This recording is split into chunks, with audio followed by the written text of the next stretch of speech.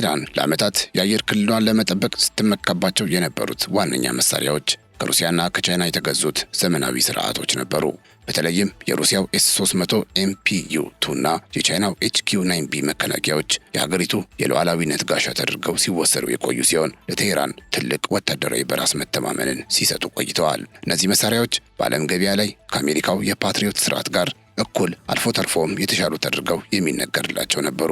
ነገር ግን በቅርቡ አሜሪካና እስራኤል የሰነዘሩት የተቀናጀ የአየር ላይ ጥቃት እነዚህ መሳሪያዎች ያላቸውን እውነተኛ አቅም የፈተነ ሆኗል። በወረቀት ላይ የተመዘገበው ጥንካሬ በተግባር ሲፈተሽ ግን ያልተጠበቀ ሆኖ ተገኝቷል። በአሁኑ ወቅት አሜሪካና እስራኤል በኢራን አየር ክልል ላይ እያካሄዱት ያለው መጠነ ሰፊ ጥቃት ከነበሩ ግምቶች በተቃራኒ ከፍተኛ ስኬት እያስመዘገበ ይገኛል። የኢራን የአየር መከላከያዎች በሩሲያና በቻይና የታገዙ በመሆኑ የሚሰነዘሩ ጥቃቶችን በከፍተኛ ደረጃ ይቀንሳሉ ተብሎ ቢታመንም በተግባር ግን የጥምር ኃይሎቹ ተዋጊ አውሮፕላኖችና ሚሳኤሎች ያለምንም ተግዳሮት የሀገሪቱን ስትራቴጂካዊ ቦታዎች ኢላማ ሲያደርጉ ተስተውሏል። ይህ ክስተት በብዙዎች ዘንድ ያልተጠበቀ ሲሆን የኢራን ዘመናዊ መከላከያ ለምን እንዲህ በቀላሉ ሊፈራርስ ቻለ የሚለው ጥያቄ ዋነኛው ርዕሰ ጉዳይ ሆኗል። ጥቃቱ የኢራንን የመከላከል አቅም ማሽመድመድ ብቻ ሳይሆን ጥምር ኃይሎቹ በኢራን የአየር ክልል ውስጥ የፈለጉትን ያህል ሰርገው እንዲገቡ እድል ሰጥቷቸዋል። ታዲያ ይህ ክስተት በብዙ ሀገራት ዘንድ በሩሲያና በቻይና የጦር መሳሪያዎች የቴክኖሎጂ ብቃት ላይ ትልቅ ጥያቄ እንዲነሳ ምክንያት ሆኗል። የሩሲያና የቻይና የጥበቃ ስርዓቶች በእርግጥ የምዕራባውያንን የላቀ ቴክኖሎጂ መመከት ይችላሉን የሚለው ስልታዊ ክርክር በአሁኑ ወቅት በዓለም አቀፍ የመከላከያ ተንታኞች ዘንድ በከፍተኛ ሁኔታ እየተፋፋመ ይገኛል። በተለይም የቻይናው ኤችኪው-9ቢ ጥቃቱ በተጀመረ በመጀመሪያው ሰዓታት ውስጥ ብቻ መውደሙና የሩሲያው ኤስ-300 ራዳሮች በኤሌክትሮኒክስ ውጊያ አማካኝነት መታወራቸው በመሳሪያዎቹ ጥራት ላይ ትልቅ ጥርጣሬን ጭሯል። ይህ ክስተት ቀደም ሲል ከእነዚህ ሀገራት መሳሪያዎችን ለመግዛት ፍላጎት የነበራቸው ሀገራት ስምምነታቸውን በድጋሚ እንዲያጤኑት ሊያደርጋቸው ይችላል ተብሏል። ይሁን እንጂ ለኢራን የአየር መከላከያ ውድቀት ተጠያቂው የመሳሪያዎቹ ቴክኖሎጂ ብቻ ሳይሆን የሀገሪቱ የአጠቃቀም ስልት ድክመት ነው የሚለው ነጥብም ሌላው ዋነኛ የውይይት ርዕስ ሆኖ ቀርቧል። ለመሆኑ በኢራን የሚገኙት የአየር መከላከያ ስርዓቶች ለምን ስኬታማ ሊሆኑ አልቻሉም? እውነት የሩሲያና የቻይና የመከላከያ ስርዓቶች በዓለም ገበያ ላይ እንደተወራላቸውና እንደሚታሰበው ጠንካራ ሳይሆኑ ቀርቶ ነው ወይስ ችግሩ ከመሳሪያዎቹ ቴክኖሎጂ ይልቅ የኢራን አጠቃቀምና የቅንጅት ድክመት ውጤት ይሆን የሚለው የዛሬው ልዩ ጥንቅራችን ማውጠንጠኛ ይሆናል። አርሚ ቴክኖሎጂ ስለዚህ ጉዳይ በድረገጹ ሰፊ ሙያዊ ትንታኔን ያቀረበ ሲሆን እሱን ተንተርሰን ዝርዝር ነጥቦችን እናጋራቸዋለን። እናንተ ብቻ አብራችሁ እንድትቆዩ እየጋበዝን ቻናላችንን ሰብስክራይብ፣ ይህን ቪዲዮ ላይክ እንድታደርጉም በአክብሮት እንጠይቃችኋለን። አብራችሁን ቆዩ። በሁለት ዲፕሎማቶች መንደር በአፍሪካ ሲዲሲና በቻድ ኤምባሲ መሃል እንዲሁም በቦሌ ዓለም አቀፍ አየር ማረፊያ የ15 ደቂቃ ያክል ርቀት ላይ በ6 ወር የሚረከቡት ቤት ቢኖሮት ለመኖሪያ ወይስ ለኢንቨስትመንት ይጠቀሙታል? ምርጫው የእርስዎ ነው። እኛ ግን ለፈለጉት አማራጭ በሚጠቀሙበት እጅግ ዘመናዊ መንደር ውስጥ ከባለ 1 እስከ ባለ 4 መኝታ ቅንጡ መኖሪያ ቤቶችን አቅርበንልዎታል። ምን ይሄ ብቻ! በዚህ ግዙፍ መንደር ውስጥ ለተለያዩ አገልግሎት የሚውሉ 100% ይጠናቀቁ ከ26 ከ143 ካሬ የንግድ ሱቆችን ከነገበያው ያገኛሉ። ስለ አከፋፈሉ ሐሳብ አይግቦት። 40% በ3 ዓመት ከፍለው ቀሪውን 60% በባንክ በ20 ዓመት ውስጥ ዘና ብለው የሚከፍሉበት መንገድ ተመቻችቷል። በተጨማሪም ቀድሞ ከመጡ ለጥቂት ቤቶች ብቻ በወጣው የ35% ቅናሽ እስከ 4 ሚሊዮን ብር ቅናሽ ተደርጎለት ይስተናገዳሉ። ታዲያ ምን ይጠብቃሉ? አሁኑኑ ከታች ባለው ስልክ ይደውሉ። የመጀመሪያው የኢራን የአየር መከላከያ መረብ ትልቁ ስትራቴጂካዊ ድክመት መከላከያው ከተለያዩ ሀገራት የቴክኖሎጂ ፍልስፍናዎች የተውጣጣ የጥቃቅን ድብልቅ ወይም ፓችወርክ መሆኑ ነው። ሀገሪቱ የአየር ክልሏን ለመጠበቅ የሩሲያውን ኤስ-300፣ የቻይናውን ኤችኪው-9ቢ እና የራሷን ሀገር በቀል ባቫር 373 ስርዓቶችን ጎን ለጎን አሰልፋለች። ሆኖም ግን እነዚህ መሳሪያዎች የተሰሩት በተለያዩ የኮምፒውተር ቋንቋዎች፣ የራዳር ሞገዶችና የሶፍትዌር ፕሮቶኮሎች በመሆኑ አንዱ ስርዓት ከሌላው ጋር መረጃን በቅጽበት የመለዋወጥ አቅም የለውም። በዘመናዊው የአየር ውጊያ ወቅት ላይ ደግሞ አንድ የመከላከያ ስርዓት ራዳር ያገኘውን የጠላት መረጃ ለሌላኛው መሳሪያ በሰከንድ ውስጥ ማስተላለፍ አለበት። ነገር ግን በኢራን መከላከያ ውስጥ ያለው የቴክኖሎጂ ልዩነት ይህንን የተቀናጀ የመረጃ ፍሰት አክብዶታል። ይህም እያንዳንዱ መከላከያ እንደ አንድ ወጥ ቡድን ከመስራት ይልቅ ለብቻው እንደቆመ ደሴት እንዲሆን አድርጎታል። አጥቂዎቹ ኃይሎች ይህንን የመዋቅር ክፍተት በመጠቀም መላውን መረብ በአንድ ጊዜ ከመጋፈጥ ይልቅ እያንዳንዱን የመከላከል ክፍል ነጥሎ በመምታት ወይም በአይሶሌሽን ታክቲክስ በቀላሉ እንዲበጣጠሱት አመቺ ሁኔታ ፈጥሮላቸዋል። አንድ ወጥ የሆነ የትዕዛዝና የቁጥጥር ማዕከል ዩኒፋይድ ኤንድ ኮማንድ ኮንትሮል ማዕከል አለመኖሩ የኢራን መከላከያ ለፈጣንና ለተወሳሰበ ጥቃት የሚሰጠው ምላሽ የተቆራረጠና ውጤታማ እንዳይሆን አድርጎታል። እዚህ ጋር የእስራኤልን አይረን ደም አቅም ማንሳት ያስፈልጋል። ይህ የመከላከያ ስርዓት በጦርነቱ ላይ እስራኤልን እጅግ እየጠቀመ ያለ መሳሪያ ነው። ታዲያ ለዚህ ስኬቱ የሚነሳው ዋነኛ ምክንያት በራዳሩ በትዕዛዝ ማዕከሉና በተኳሽ ሚሳኤሎቹ መካከል ያለው ፍጹም የሆነ የቴክኖሎጂ ቅንጅት ሲስተም ኢንቴግሬሽን ነው። እንደ ኢራን መከላከያ ከተለያዩ ሀገራት ቴክኖሎጂዎች የተውጣጣ ሳይሆን በአንድ ወጥ የሶፍትዌር ፕሮቶኮልና የኮምፒውተር ቋንቋ የተገነባ በመሆኑ መረጃን በሴኮንድ ውስጥ ያለምንም መቆራረጥ የመለዋወጥ አቅም እንዲኖረው አስችሎታል። ሌላው ለኢራን የአየር መከላከያ መረብ መፈራረስ እጅግ መሰረታዊና ስትራቴጂካዊ የተባለው ምክንያት አጥቂዎቹ ኃይሎች የተጠቀሙት የላቀ የኤሌክትሮኒክስ ውጊያ ወይም ኤሌክትሮኒክ ዋርፌር ነው። አሜሪካና እስራኤል በዚህ ጥቃት ወቅት በሰው ሰራሽ አስተውሎት AI የሚመሩና እጅግ ረቂቅ የሆኑ የራዳር መክበቢያ ቴክኖሎጂዎችን ወይም ጃመርስ ስራ ላይ አውለዋል። እነዚህ መሳሪያዎች የኢራን ራዳሮች ወደ ሰማይ የሚልኩትን የሞገድ ሲግናል በመጥለፍና በማዛባት ራዳሮቹ ምንም አይነት ግልጽ ምስል እንዳያዩ አድርገዋቸዋል።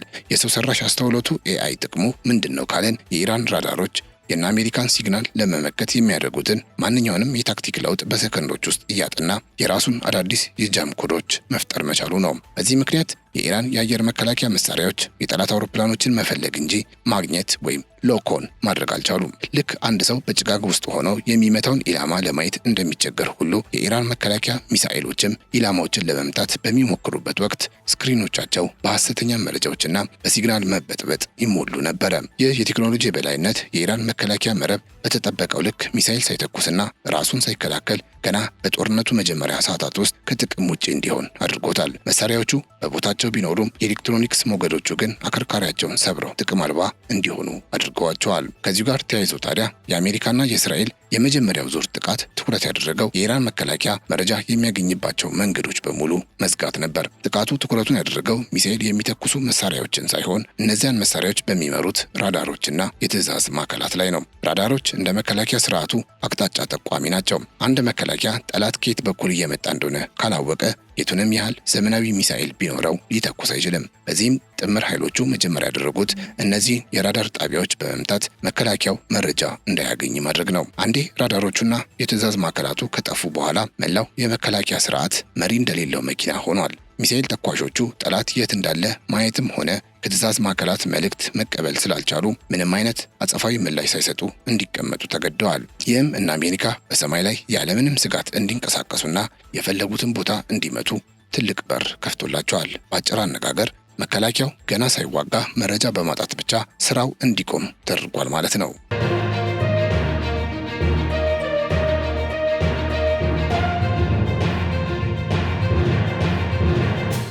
ሌላኛው መሰረታዊ ነጥብ በወታደራዊ ሳይንስ ኢንተግሬት ኤር ዲፌንስ ሲስተም ወይም የተቀናጀ የአየር መከላከያ ስርዓት ተብሎ የሚጠራው ሲሆን የኢራን ትልቁ ስትራቴጂካዊ ክፍተት የታየበት ነው።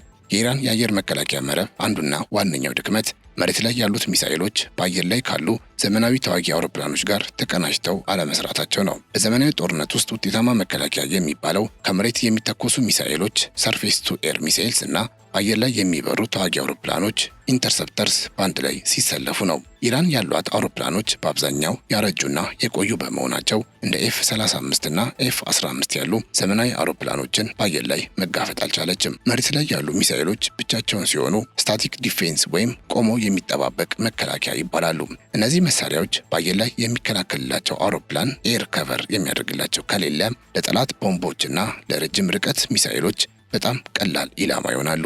የአየርና የመሬት መከላከያ ቅንጅት ባለመኖሩ የኢራን ሚሳኤል መከላከያዎች ያለ ጋሻ ለብቻቸው ሜዳ ላይ እንደቆሙ ወታደሮች ተቆጥረዋል። በዚህም አሜሪካና እስራኤል በአየር ላይ የሚገዳደራቸው አውሮፕላን ስላልገጠማቸው ያለምንም ስጋት ዝቅ ብለው በመብረርና ቦታ በመቀያየር መሬት ላይ ያሉትን የሚሳኤል ጣቢያዎች አንድ በአንድ ማጥፋት ችለዋል። ከዚሁ ጋር ተያይዞ ግን የኢራንን መከላከያ ዋጋ ያሳጣው ሌላኛው ምክንያት እንደ F-35 ያሉ አምስተኛ ትውልድ ስቲልዝ አውሮፕላኖች ጥቃት ላይ መሳተፋቸው ነው። እነዚህ አውሮፕላኖች የተሰሩበት መንገድና ቅርጻቸው ራዳር ሞገዶች ላይ አይታዩም ወይም በጣም ትንሽ ሆነው እንዲታዩ ተደርገው ነው የተሰሩት። የኢራን ራዳሮች በአብዛኛው ግዙፍ ነገሮችን ለመፈለግ የተሰሩ በመሆናቸው እነዚህ ረቂቅ አውሮፕላኖች መለየት ተስኗቸዋል። አውሮፕላኖቹ ልክ እንደ ጥላ በኢራን ሰማይ ላይ ያለምንም ፍርሃት እየተንቀሳቀሱ ዋና ዋና የሚሳኤል መከላከያ ጣቢያዎችን መምታት ችለዋል። መከላከያው ጥቃቱ መፈጸሙን ያወቀው ቦምቦቹ ፈንድተው ቦታው ላይ ጉዳት ካደረሱ በኋላ ነው። አውሮፕላኖቹ መጠው ተኩሰውና ጥቃቱን ፈጽመው እስኪወጡ ድረስ መከላከያው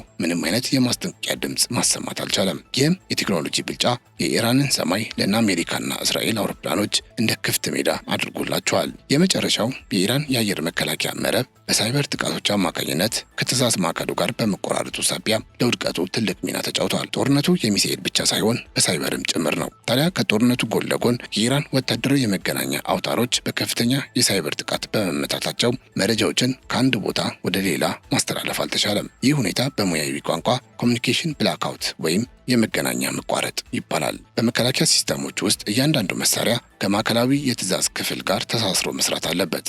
ነገር ግን አጥቂዎቹ ኃይሎች የኢራንን ወታደራዊ ሶፍትዌሮችና የዲጂታል መስመሮች በቫይረስና በሳይበር ጥቃት ሽባ ስላደረጓቸው እያንዳንዱ የመከላከያ ክፍል ለብቻው እንዲሆን ተደርጓል። ይህ ማለት አንድ ቦታ ላይ ያለው ራዳር ጠላት መምጣቱን ቢያውቅ እንኳ ያንን መረጃ ለሌላኛው ክፍል ማስተላለፍ አልቻለም። በዚህ ምክንያት የተቀናጀ ምላሽ መስጠት ያቃተው የመከላከያ መረብ ምንም አይነት የጋራ መከላከያ ስልት ሳይኖረው እርስ በርሱ ተለያይቶ እንዲወድም ተገዷል። ይህ የሳይበር ውጊያ ብልጫ የኢራንን መከላከያ አከርካሪ የሰበረና መላውን ስርዓት ትርጉም አልባ ያደረገ ክስተት ተደርጎ ይወሰዳል። ከዚህም በላይ የጥምር ኃይሎቹ ስኬት ከመሳሪያዎቹ ጥራት ባለፈ በሰው ሰራሽ አስተውሎት AI የታገዘ የመረጃ የበላይነት ውጤት ነው። አጥቂዎቹ ኃይሎች የኢራን መከላከያ የሚጠቀምባቸውን እያንዳንዱን የሞገድ ስርዓቶች በቅጽበት በመተንተን የትኛው የራዳር ክፍል መቼ እንደሚበራና የትኛው ሚሳኤል ዝግጁ እንደሆነ አስቀድሞ የማወቅ ወይም ፕሪዲክቲቭ አናሊሲስ የመስራት አቅም ነበራቸው።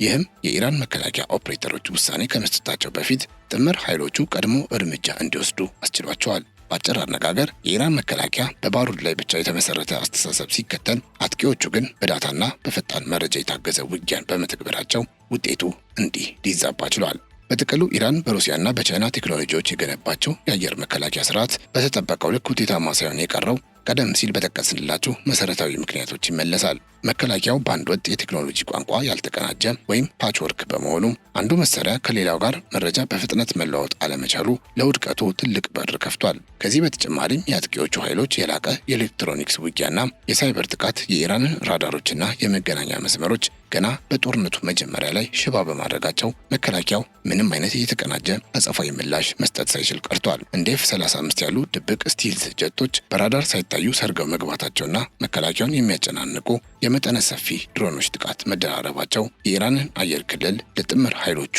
ክፍት አድርጎታል። ይህ ክስተት በወረቀት ላይ አይበገሪ ተብለው የሚነገርላቸው የሩሲያና የቻይና መሳሪያዎች በተግባር ግን ከምዕራባውያን የላቀ ቴክኖሎጂ ጋር ሲጋፈጡ ያላቸውን ክፍተት በግልጽ አመልክቷል ተብሏል። ይህም በዓለም አቀፍ ደረጃ በምስራቃውያን የጦር መሳሪያዎች ጥራት ላይ ትልቅ ጥያቄ እንዲነሳ ከማድረጉም በላይ ጦርነት በመሳሪያ ብዛት ሳይሆን በብልህነትና በቴክኖሎጂ የበላይነትም መሆን እንዳለበት ያሳየ አጋጣሚ ሆኗል። በመጨረሻም የኢራን የአየር መከላከያ መናድ ለሌሎች ሀገራትም ትልቅ ወታደራዊ ትምህርት የሰጠ ክስተት ሆኖ ያልፋል። የዘመናዊ ጦርነት መልክ ከባሩድ ውጊያ ወጥቶ ወደ ዲጂታልና ኤሌክትሮኒክስ የበላይነት መዞሩን ይህ የታሪክ ምዕራፍ በሚገባ አሳይቷል ተብሏል። ለዛሬ ያዘጋጅንላችሁ ልዩ ትንተና ይህንን ይመስል ነበር። መረጃው ጠቃሚ ሆኖ ካገኛችሁት ለሌሎችም እንዲዳረስ ቪዲዮውን ላይክ እና ሼር ማድረጋችሁን እንዳትዘነጉ። በሌላ ትንተና እስከምንገናኝ ድረስ ቸር ሰንብቱ። በሁለት ዲፕሎማቶች መንደር በአፍሪካ CDC እና በቻድ ኤምባሲ መሃል እንዲሁም በቦሌ ዓለም አቀፍ አየር ማረፊያ የ15 ደቂቃ ያክል ርቀት ላይ በ6 ወር የሚረከቡት ቤት ቢኖሮት ለመኖሪያ ወይስ ለኢንቨስትመንት ይጠቀሙታል? ምርጫው የእርስዎ ነው። እኛ ግን ለፈለጉት አማራጭ በሚጠቀሙበት እጅግ ዘመናዊ መንደር ውስጥ ከባለ 1 እስከ ባለ 4 መኝታ ቅንጡ መኖሪያ ቤቶችን አቅርበንልዎታል። ምን ይሄ ብቻ! በዚህ ግዙፍ መንደር ውስጥ ለተለያዩ አገልግሎት የሚውሉ 100% ይጠናቀቁ ከ26 ከ143 ካሬ የንግድ ሱቆችን ከነገበያው ያገኛሉ። ስለ አከፋፈሉ ሐሳብ አይግቦት። 40% በ3 ዓመት ከፍለው ቀሪውን 60% በባንክ በ20 ዓመት ውስጥ ዘና ብለው የሚከፍሉበት መንገድ ተመቻችቷል። በተጨማሪም ቀድሞ ከመጡ ለጥቂት ቤቶች ብቻ በወጣው የ35% ቅናሽ እስከ 4 ሚሊዮን ብር ቅናሽ ተደርጎለት ይስተናገዳሉ። ታዲያ ምን ይጠብቃሉ? አሁኑኑ ከታች ባለው ስልክ ይደውሉ።